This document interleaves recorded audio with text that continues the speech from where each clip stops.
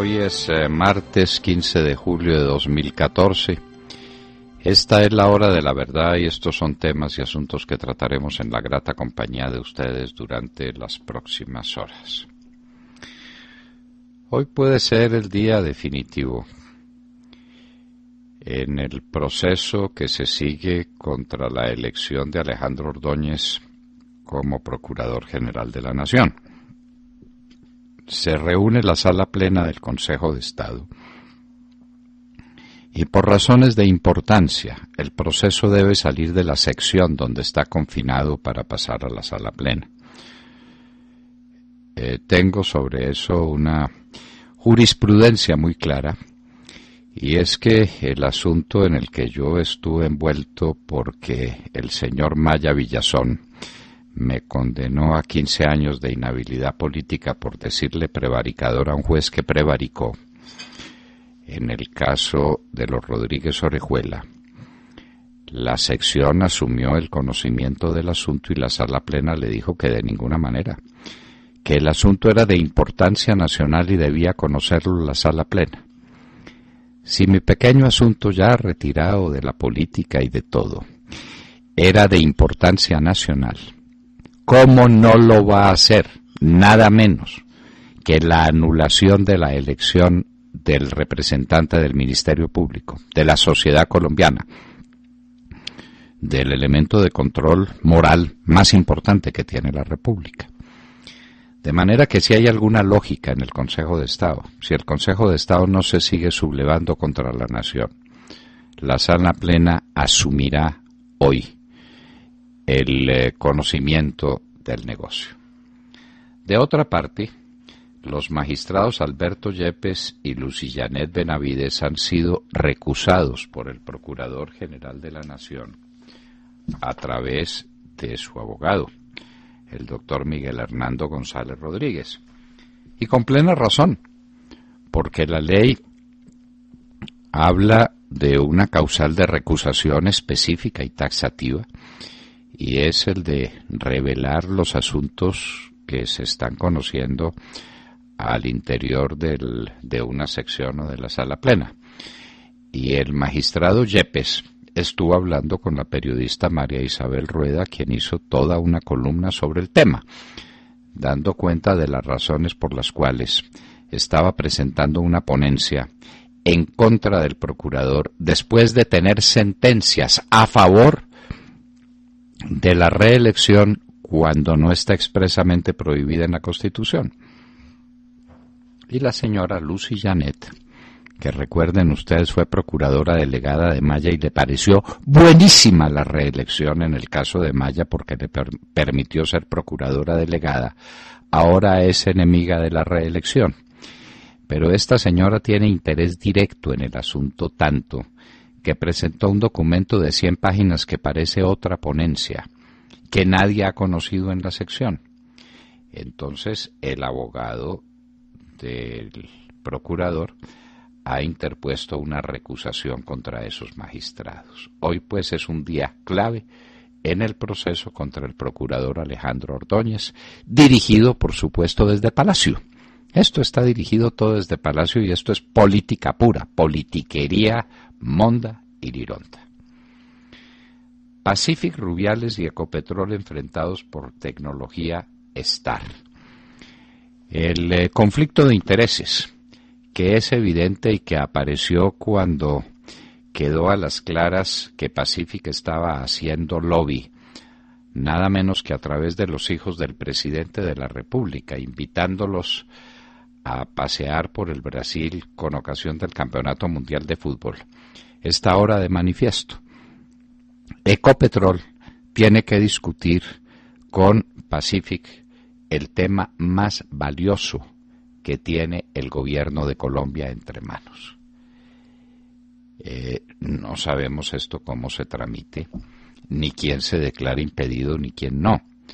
Lo cierto es que aquí hay un tráfico de influencias de un tamaño monumental y están en riesgo los intereses de la nación porque Pacific tiene a su haber en el bolsillo nada menos que la hija y la sobrina de un hermano del presidente, es decir, la sobrina del presidente Santos, tiene a su haber los hijos del presidente Santos. Y la noche que llega un hermano del presidente Santos, Felipe Santos, parece que también formó parte de la comitiva, de la alegre comitiva de Pacífica en el Brasil. Entonces, Ecopetrol va a estar en una situación supremamente compleja, enfrentado a toda la familia Santos. Vea pues, en lo que vino a parar esto.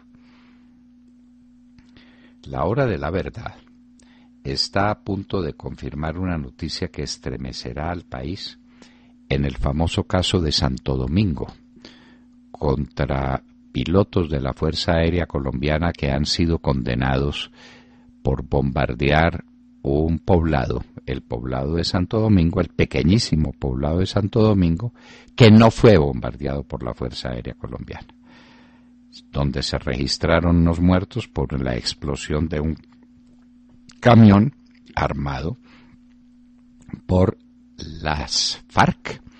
Las FARC son las responsables de lo que pasó en Santo Domingo. Pero tenemos una revelación que estremecerá al país en los próximos días. Ustedes lo sabrán. Mauricio Cárdenas seguirá en Hacienda.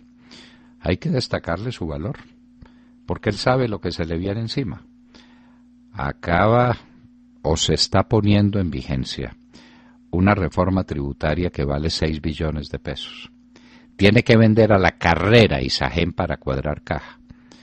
Y no bastándole todo eso, tiene que lanzar una reforma tributaria por más de 12, ya se habla de 14 billones de pesos. El resultado del despilfarro, el resultado de la gestión de este gobierno de Rochón. Hay que anotarle el valor a Mauricio Cárdenas. Seguir en un barco cuando se hunde. Nos descubrimos ante ese gesto de valor. Vamos al mundo internacional. El aeropuerto de Trípoli está bajo el fuego. Crisis humanitaria en los Estados Unidos con los niños que están entrando clandestinamente al país. Es el resultado de lo que dejó la paz en Salvador y Guatemala. Una paz de esas hechas así a la carrerita y para llenar titulares de periódicos, y esos países quedaron invivibles y la gente se lanza a los Estados Unidos con desesperación, a riesgo de su vida. No les importa morir.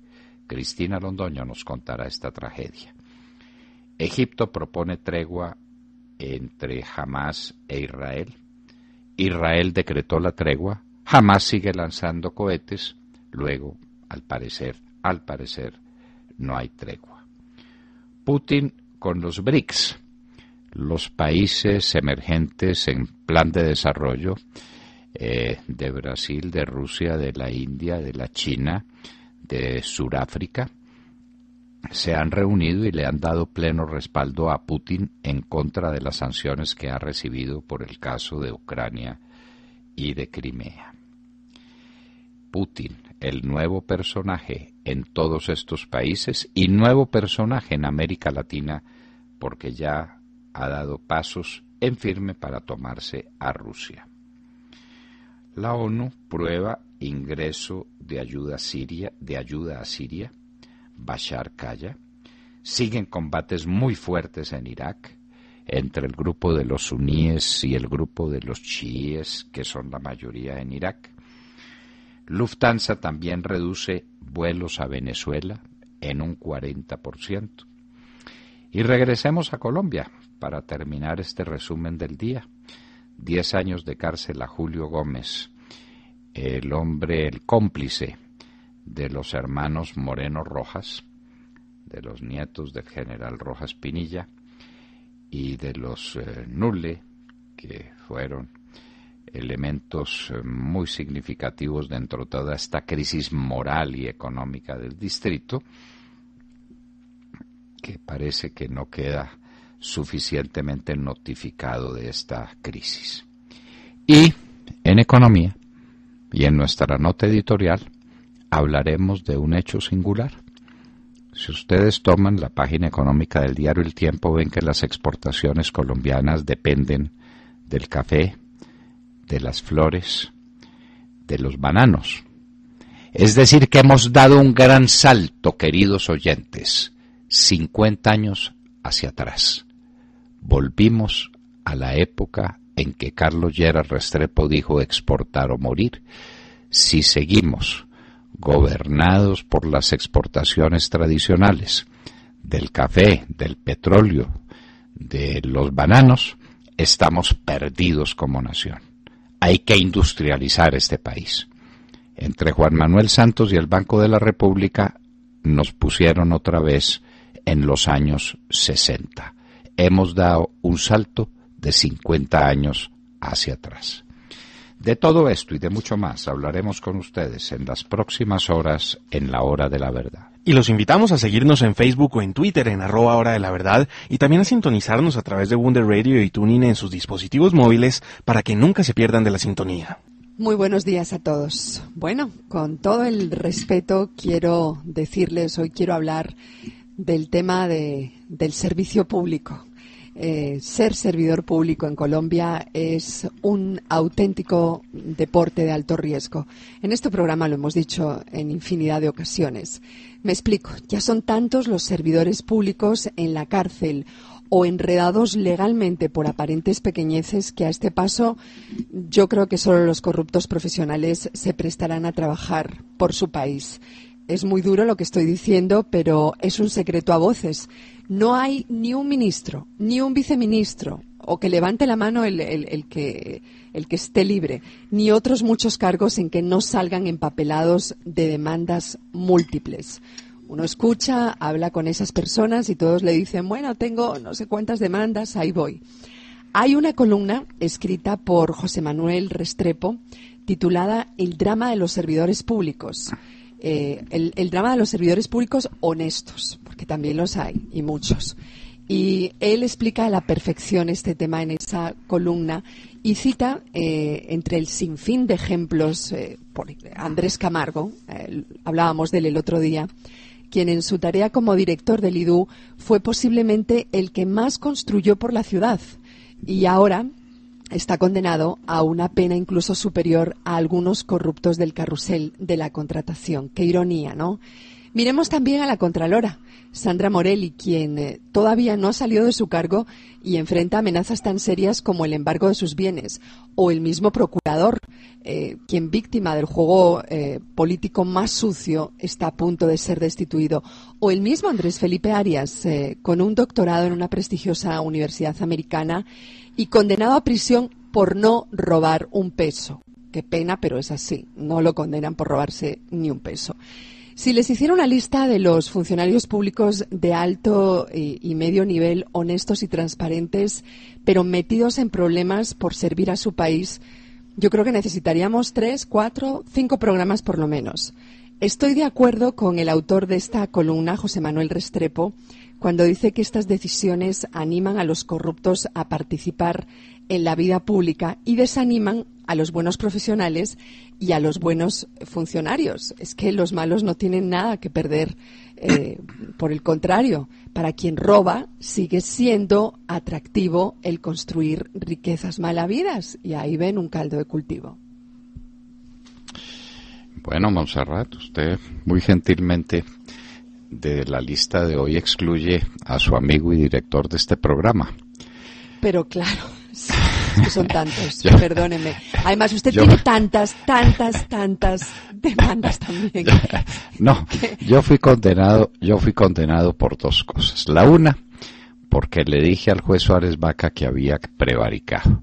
Suárez Vaca estaba poniendo en libertad nada menos que a los Rodríguez Orejuela, por buena conducta en una cárcel en la que estuvieron 48 horas. Acababan de llegar a Cómbita y entonces entre el juez Suárez Vaca y algunos amigos de la cárcel de Cómbita, que se hizo a última hora, iban a soltar a los más peligrosos criminales del mundo.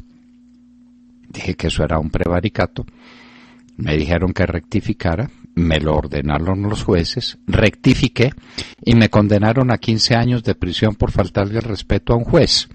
Ese juez es hoy sujeto pasivo de un proceso penal que no avanza porque no lo dejan avanzar por razones obvias. Claro.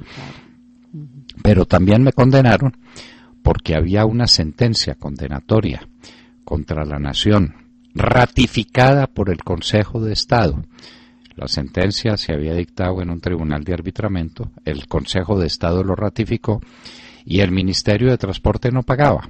¿Sabe cuánto nos costaba eso en tasa de interés? 44.5% en dólares. Eso fue lo que se probó en el proceso. Cuánto en ese momento Colombia estaba consiguiendo dinero a 7 y 8%. Le dije en una carta oficial, al ministro de Transporte que por Dios cumpliera la sentencia del Consejo de Estado y que no pagara intereses del 44.5% en dólares, porque pues eso era, eso sí que podía ser un peculado.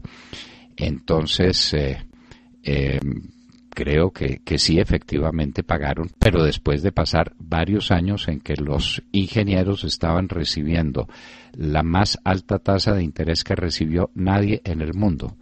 ¿Sabe que por eso también me condenaron? Que porque esos ingenieros habían sido mis clientes 7 años atrás en procesos distintos, que no tenían nada que ver con este. Entonces, pues así es, Montserrat. Usted lo dice. El que se arriesga a ser servidor público, ahí está el caso de Sabas Pretel, está el caso de Diego Palacio, está el caso de Bernardo Moreno, termina en un proceso penal, termina en un proceso disciplinario, termina pues en las amarguras de la publicidad. Jurídicos, ¿no? Claro, donde dicen jurídicos. Fulano de tal está enredado o salpicado, ya quedó liquidado. Usted menciona el caso de Andrés Camargo, que es increíble, pero bueno, Andrés Camargo en la cárcel y Timochenko dictando cátedras de comportamiento ciudadano e invitado a la paz. Esos son los contrasentidos de la justicia colombiana que no se pueden explicar. Pero lo cierto es que ser servidor público es tomar unos riesgos como el lanzarse con un paracaídas que nadie sabe si ha sido efectivamente doblado o bien doblado. Es un hecho casi suicida. Muy doloroso porque el país así, de esa manera, se va a privar de su mejor gente, porque cualquiera por instinto de conservación dice, yo mejor me quedo en el sector privado, busco qué hacer. Gana más, además. Claro, se gana más. Claro, por supuesto. O me voy del país después de sacar una maestría o hago cualquier cosa, pero del sector público ni me lo mencionen. Qué grave para la nación es eso.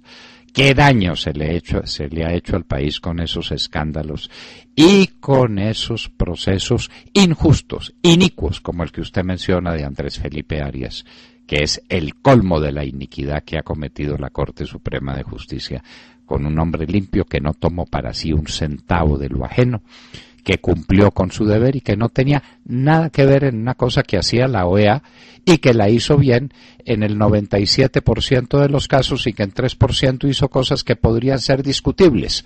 Nadie habla de eso y entonces, ¿cómo le parece? Peculado por robar a favor de la OEA o permitir que la OEA robara. Por favor. Y ahí está la persecución contra Andrés Felipe Arias y contra cuantos más. Qué grave que el país se pierda su mejor gente por esta razón. Qué grave y qué peligroso para el porvenir de Colombia. El caso de Luis Alfredo Ramos, hoy se inicia el juicio contra Luis Alfredo Ramos. Sí. Un hombre son maravilloso, tantos los nombres. Extraordinario, que le prestó servicios internacionales al país, factor fundamental de la política en Antioquia y de la política nacional.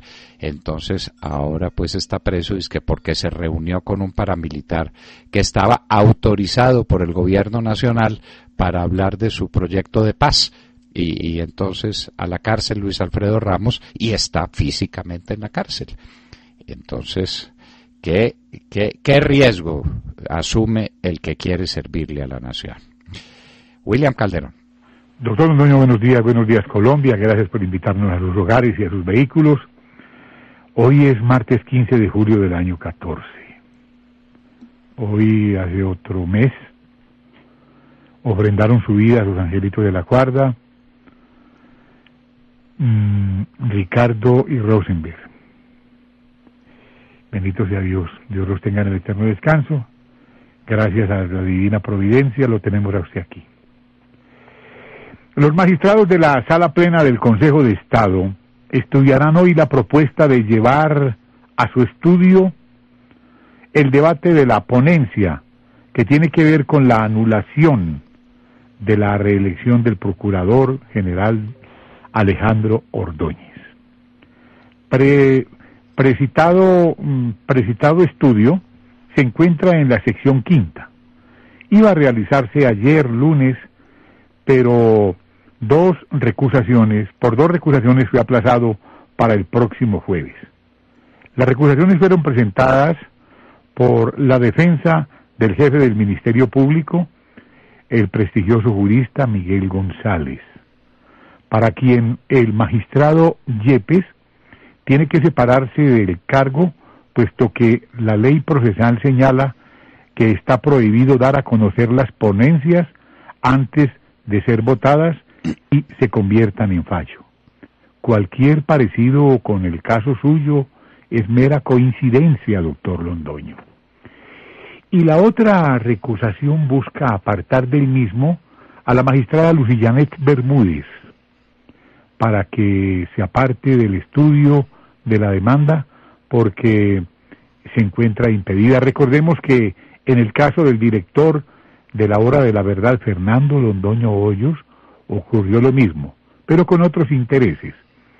En el caso del doctor Ordóñez, el piñón de reversa utilizado por el ponente Yepes y la retaliación de la señora Lucillanet Bermúdez.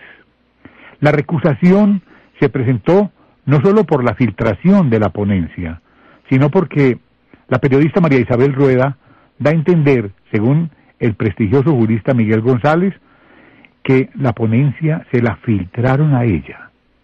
Además de las dos ponencias de Filemón Alberto Yepes que van en sentido contrario. Una del 21 de mayo que mantenía a Ordóñez y otra que apuesta a sacarlo. Doctor Londoño, la justicia es dinámica. La justicia es dinámica. Mi caso era de suficiente importancia para ir a la Sala Plena. El caso del Procurador General de la Nación no es de suficiente importancia para ir a la Sala Plena. ¿Alguien entiende eso, Willy? No, nadie entiende. Bueno. Dios, Y mi caso ya había pasado de actualidad. Yo era un periodista dedicado a mis cosas. Este es nada menos que el Procurador General de la Nación en ejercicio. Y su caso se está trabajando en una sección donde hay una mayoría adversa al Procurador General de la Nación, que va a sentar una tesis que, entre otras, nos deja sin Congreso, William. Donde esa tesis prospera, nos quedamos sin Congreso. Y sin concejales. Y sin concejales y sin diputados. Sabemos clarito, pues. Por eso. Es decir, esto es de... Y hasta sin alcalde de Bogotá, yo creo. No, porque no hemos llegado todavía hasta allá. No hemos llegado hasta allá. Bueno, vamos a ver qué pasa hoy en el Consejo de Estado. Hoy se decidirá si el tema sí es de suficiente importancia como para que lo conozca la Sala Plena. Parece mentira, pero así es. Bueno, Jessica López. Hola, buenos días para todos. 6:29 en la mañana. Les cuento en materia internacional que ayer en El Cairo, la capital de Egipto, hubo una reunión de carácter urgente entre los ministros de Relaciones Exteriores de la Liga Árabe. Al final de esta reunión, lo que nos reportan los periodistas de esa región del mundo es que Egipto presentó una iniciativa para dar salida al conflicto entre Israel y los grupos extremistas de Palestina, directamente el grupo Hamas, que estipula el alto al fuego inmediato y reuniones en la capital de Egipto en los próximos días entre representantes de las dos partes, con el fin, por supuesto, de llegar a un buen acuerdo. Lo que contempla concretamente esta iniciativa, luego de revisarla, son dos cosas. Primero, que Israel tiene que cesar sus bombardeos en la Franja de Gaza y garantizar que no se se van a efectuar incursiones terrestres o atacar a los civiles. El segundo punto que contempla principalmente es que Palestina debe frenar de manera inmediata el lanzamiento de cohetes contra territorio israelí. Pues les cuento hoy que ya las respuestas respectivas están sobre la mesa. En Israel, el Gabinete de Seguridad aceptó el alto al fuego propuesto por Egipto y el cese de sus ataques contra la Franja de Gaza. Pero en Palestina la cosa no fue así. Hamás rechazó la propuesta afirmando que esto hace parte de una rendición que no aceptarán, que seguirán haciendo la guerra contra el enemigo, o sea, contra Israel, y las últimas noticias relacionadas con este conflicto, que por supuesto lleva 8 días y es el principal conflicto que se presenta en el campo internacional, tiene que ver con que John Kerry, el secretario de Estado de los Estados Unidos, va a llegar hoy a Egipto con el fin de mediar en este conflicto y pues marcar los esfuerzos diplomáticos para que esto tenga un buen final. Los terroristas de Hamás, como noticia última, les tengo que contar, lanzaron hoy 20 cohetes, ya lanzaron 20 cohetes, dicen que esa tregua no les importa para nada, así que estas mediaciones no llegan a ningún fin, pero vamos a ver qué logra mediar John Kerry, que como lo hemos dicho en repetidas ocasiones aquí, se va a diferentes partes del mundo, principalmente de estados islámicos, y no logra solucionar nada porque él todo lo remite al Consejo de Seguridad de la ONU, que se queda en el papel. Por eso, y lo dirige Obama, que Obama no sabe dónde está parado, pobrecito, no tienen la menor idea de cuál es la función de un presidente de los Estados Unidos, el famoso policía del mundo. El mundo se quedó sin policía, para decírselo de otra manera, y nunca ha habido tantas guerras, tantas revueltas, tantas rebeliones, tantos muertos, tanta tragedia, como cuando o a partir del día en que Obama recibió el Premio Nobel de la Paz. Premio Nobel de la Paz para un presidente de los Estados Unidos es para un país en paz, y este es un mundo en guerra, pero con un premio Nobel en las manos de este presidente Obama. Sergio Gel. Doctor Londoño, muy buenos días para usted, para todos nuestros oyentes. Pues abrimos la mañana hablando de la ratificación de Mauricio Cárdenas como ministro de Hacienda del próximo gobierno del presidente Juan Manuel Santos. Una ratificación pues muy valiente, como ya lo señaló usted, doctor Londoño, pero que tiene unos retos gigantescos. Recuerde que la reforma tributaria que tantas ampollas ha causado, pues se queda corta para las necesidades de cartera que tiene este país, doctor Londoño. Una reforma tributaria, la anterior, la última, la que se implementó el año pasado, que aumentó el recaudo en unos 6 billones de pesos. Ahora se habla de una nueva reforma tributaria, una reforma que podría llegar o que busca 12 billones de pesos adicionales. Como dice usted, también ya se habla de que pueden ser no 12, sino 14 billones de pesos. Pues muy valiente el ministro Mauricio Cárdenas, lo hemos cuestionado bastante a lo largo de estos años aquí en La Hora de la Verdad, pero ahora viene ese reto, tratar de sacar adelante un país que tiene un déficit bastante alto, el endeudamiento por la mermelada es bastante complicado y llegan cifras muy complejas que son las que tendrá que enfrentar el ministro Cárdenas. Por ejemplo, esta que trae el diario La República de hoy, es que la inversión extranjera directa cayó 8% por la desaceleración en petróleo y minas. Otras noticias como que Colombia retrocede varios años, varias décadas y descansa sus exportaciones sobre productos básicos como el banano, las flores y el café. De eso nos hablará usted más adelante, pero doctor Londoño, lo cierto es que Mauricio Cárdenas seguirá siendo ministro de Hacienda y lo que viene, una nueva reforma tributaria que dobla la anterior. Sí, señor. La reforma tributaria que empieza a ejecutarse en este mes de agosto es la mitad de la que se le está proponiendo al Congreso que apruebe a partir del 20 de julio. Por el descuadre, y no se le olvide la venta de Isagen, ¿no? Sí, que sin la venta de Isagen tampoco se cuadra caja. El desfalco. Otros 4 billoncitos ahí. El desfalco es total y la crisis fiscal de Colombia es inevitable. Y vamos a ver de dónde salen otros 12 o 14 billones de pesos adicionales. Eso también está por ver, el Congreso decidirá.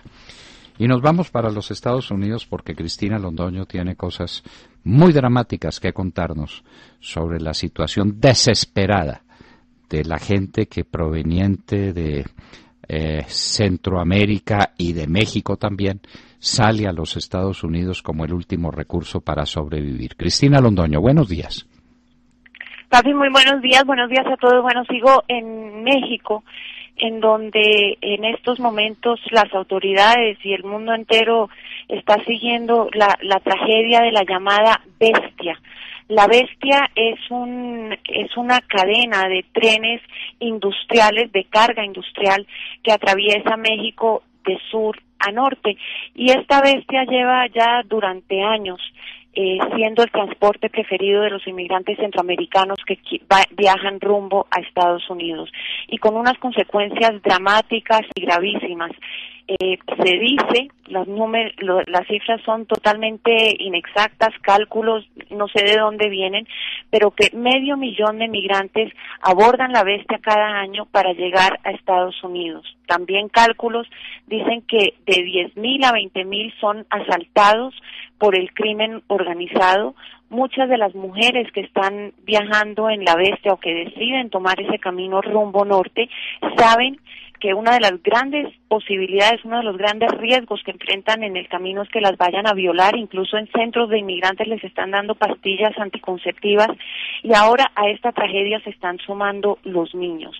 Las imágenes que hemos visto en los últimos meses son de este tren de carga repleto de seres humanos como si fueran ganado, de muchísimos niños que van en los techos. Y el jueves pasado me acerqué a uno de esos rieles del tren La Bestia que pasa por las afueras de la Ciudad de México, ni siquiera los que están al sur del país, que es donde se ve la mayor entrada de estos migrantes. Y me encontré con un hondureño que iba en el tren se detuvo y él se bajó un momento, y tuve unos minutos para hablar con él. Me dijo que había visto horrores, que había presenciado horrores, asaltos, violaciones a mujeres, y que había visto morir gente cayéndose del tren. Le pregunté si esa gente a la que había visto morir incluía niños, y me dijo que sí, que de 8, de 9 o de 10 años, que porque los papás no los cuidaban bien o porque simplemente se deslizaban y se habían caído del tren.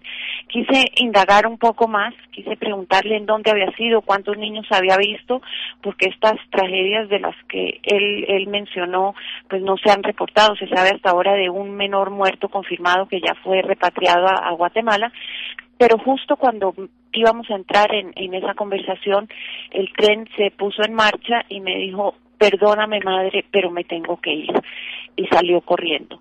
Me di la vuelta y veo otro inmigrante hondureño, después supe que estaba sentado cerca a los rieles del tren. También me habló de haber visto violaciones de mujeres y me dijo que el grupo en el que él venía había sido asaltado, que los habían desnudado las pandillas o narcotraficantes, no sabe quiénes eran, les habían quitado todo y el grupo se había dispersado.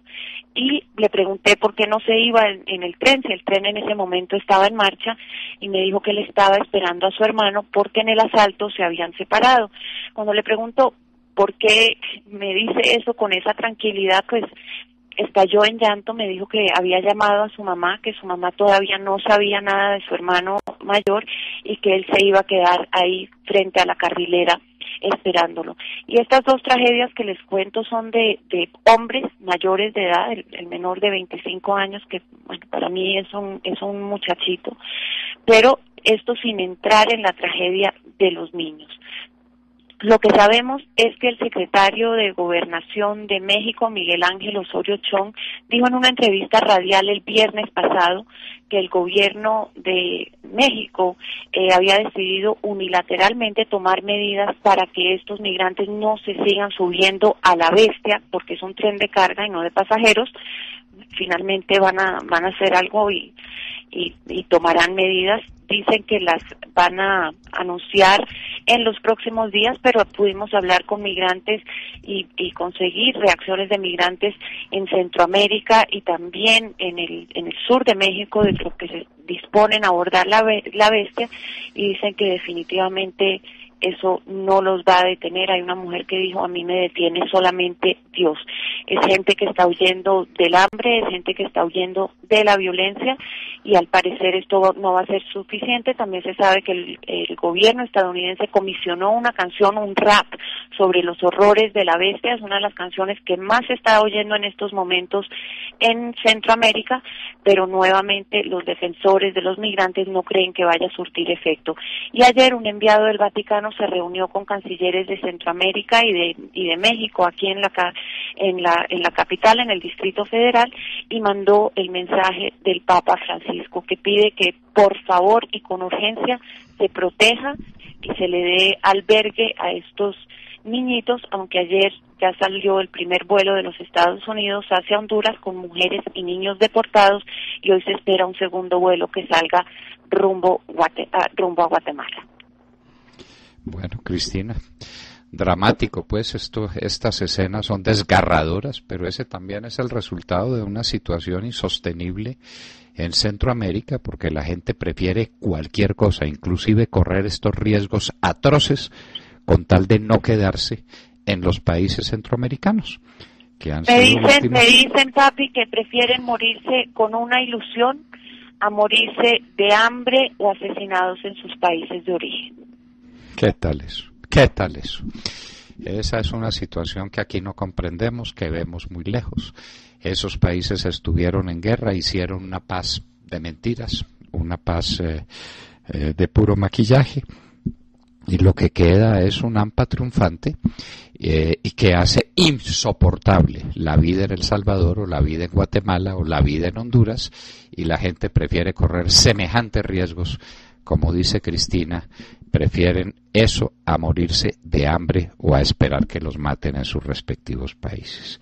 Cristina, muchísimas gracias.